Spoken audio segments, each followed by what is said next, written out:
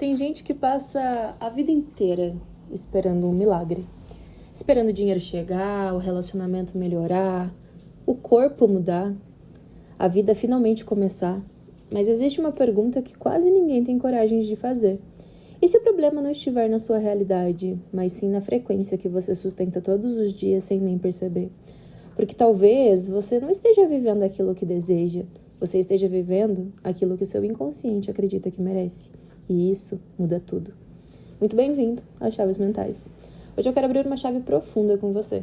Uma chave que mistura neurociência, psicanálise, percepção da realidade, comportamento humano e consciência. Porque existe um padrão invisível criando a sua vida agora. E enquanto você não enxergar isso, vai continuar repetindo ciclos, sabotando a prosperidade, atraindo dores parecidas e chamando isso de azar. O inconsciente não entende palavras, ele entende a emoção. E a maior ilusão das pessoas é acreditar que a mudança acontece apenas com pensamento.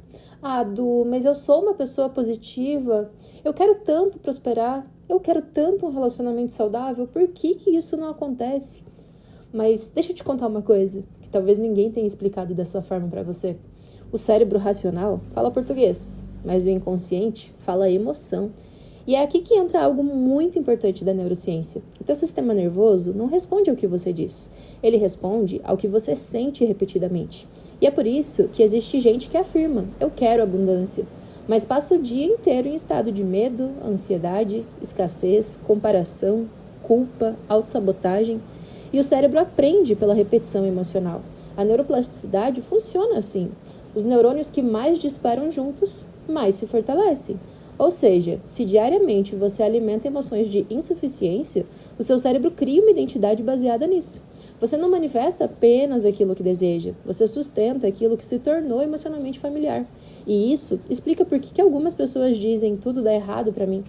Não porque o universo odeia elas, mas porque o sistema nervoso delas ficou viciado em sobreviver.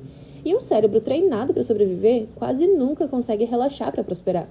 O corpo grava aquilo que a mente tenta esconder.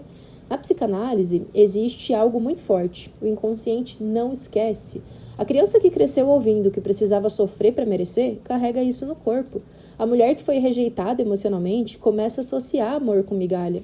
A pessoa que viveu humilhação pode criar uma necessidade obsessiva de provar o seu valor o tempo inteiro. E aí, ela acha que quer prosperar, mas no fundo, se sente culpada quando começa a crescer. Você já percebeu como algumas pessoas prosperam e depois perdem tudo? Encontram alguém incrível e depois sabotam? Começam um projeto e de repente travam? Emagrecem e depois engordam tudo novamente? Isso não é falta de capacidade. Muitas vezes é conflito inconsciente, porque existe uma parte da pessoa querendo crescer e outra emocionalmente programada para permanecer pequena. É como dirigir um carro acelerando e freando ao mesmo tempo. O campo emocional que você carrega altera a tua percepção da realidade. E agora eu quero tocar numa chave muito profunda, a física da consciência. Mostra algo muito interessante. O observador altera a experiência observada. E não, isso não significa magicamente pensar e ganhar 1 milhão, mas significa que a forma como você percebe o mundo altera as suas decisões, comportamentos, atenção, a sua interpretação da realidade e, consequentemente, os resultados que você cria. O cérebro possui um mecanismo chamado sistema reticular ativador, do qual eu falo muito dentro da Ordem das Chaves. E ele funciona como um filtro. Ou seja, se você acredita que o mundo é perigoso, você vai perceber mais perigo. Se você acredita que ninguém te valoriza, você vai perceber rejeição em tudo.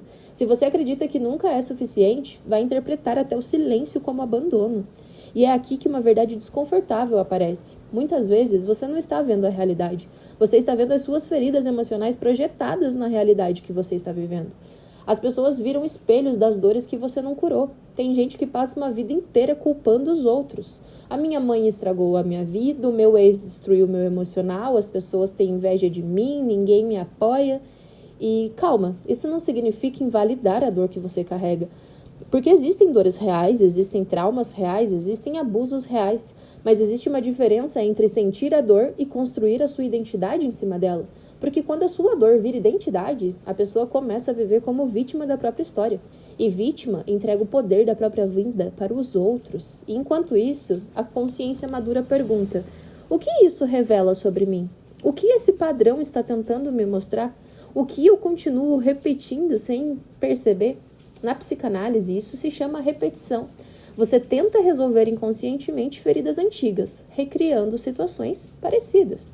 Por isso tanta gente troca de parceiro, mas vive uma relação exatamente igual. Muda de emprego, mas encontra o mesmo padrão. Muda de cidade, mas leva a dor junto, porque o cenário mudou, mas a frequência emocional continua exatamente igual. O cérebro se torna dependente emocional do sofrimento. Agora presta atenção nisso. Existe um detalhe que quase ninguém fala. O sofrimento libera química. Ansiedade, drama, caos, discussão, ciúme, dependência emocional, tudo isso pode virar um vício neuroquímico. A dopamina não é apenas prazer, ela é a antecipação do prazer. Então, muitas pessoas ficam presas em relações tóxicas, não porque estão apaixonadas, mas porque o cérebro ficou condicionado ao ciclo de recompensa que aquela pessoa causava. A briga, a distância, a ansiedade, a reconciliação, o pico dopaminérgico que isso te causava. E o cérebro aprende, isso é amor. Mas eu tenho que te contar que não, isso não é amor, isso é condicionamento emocional. Por isso, algumas pessoas se sentem estranhas quando encontram paz num relacionamento, porque calma não ativa o mesmo pico químico do caos. E prosperidade começa na identidade. Então, outra ilusão muito perigosa é você achar que dinheiro vai curar a tua insegurança, porque não vai. A sua identidade continua escassa. A pessoa pode até ganhar dinheiro, mas não consegue sustentar. Você já viu gente ganhando na loteria, ganhando no Big Brother, ganhando no futebol e perdendo tudo. Cresce rápido e colapsa emocionalmente. Prospera e começa a se destruir. Porque a prosperidade exige estrutura emocional. O teu sistema nervoso precisa aprender a sustentar a expansão. E isso exige autorresponsabilidade, consciência emocional, regulação do sistema nervoso, mudança de identidade. Isso é muito importante. Mudança de ambiente, mudança de repetição. Não é só ir lá e ganhar mais. É você se tornar alguém capaz de sustentar aquilo que você recebe. O ambiente molda a sua frequência. A neurociência já mostrou algo muito importante. O cérebro é altamente influenciável pelo ambiente. Você absorve a linguagem, o comportamento, o padrão emocional, a visão de mundo, a frequência social das pessoas com quem você convive. Por isso, algumas pessoas entram em ambientes de escassez e começam a diminuir. Outras entram em ambientes expansivos e começam a crescer. Não é só energia, é neurobiologia.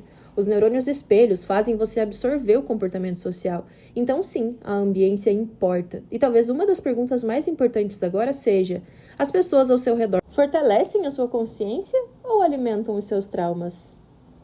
Agora deixa eu te explicar uma coisa muito importante. Gratidão não é só positividade tóxica. Não é fingir que tá tudo bem. É treinar o teu cérebro para perceber as possibilidades além da dor. Porque um cérebro preso antes no medo perde a capacidade de enxergar a solução.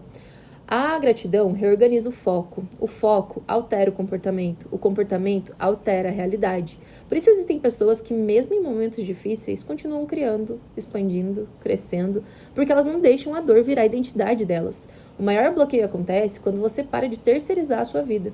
Essa talvez seja a chave mais importante desse episódio. Enquanto você continuar esperando alguém te salvar, alguém te validar, alguém te escolher, alguém acreditar em você, você vai continuar vivendo emocionalmente dependente. E a dependência emocional não existe só no amor. Ela existe na dependência de aprovação, de reconhecimento, de aceitação, de validação externa. Mas chega um momento em que você precisa assumir o comando da tua própria consciência. Porque ninguém consegue mudar uma vida sem primeiro mudar a própria identidade emocional. Cocriação não é sentar no sofá imaginando um carro importado. Cocriação é alinhar o teu pensamento, a tua emoção, o teu comportamento, a tua percepção, a sua identidade e a tua ação. É quando o teu cérebro, o teu corpo e a tua emoção começam a apontar para a mesma direção. E isso muda tudo, porque o universo pode até abrir as portas, mas quem atravessa é você. E talvez hoje você tenha percebido algo muito importante. O problema nunca foi apenas falta de dinheiro, falta de amor ou de oportunidade. Talvez o problema tenha sido carregar uma identidade emocional incompatível com a vida que você deseja viver. E eu sei, isso dói, porque assumir a responsabilidade é muito desconfortável, mas também é libertador.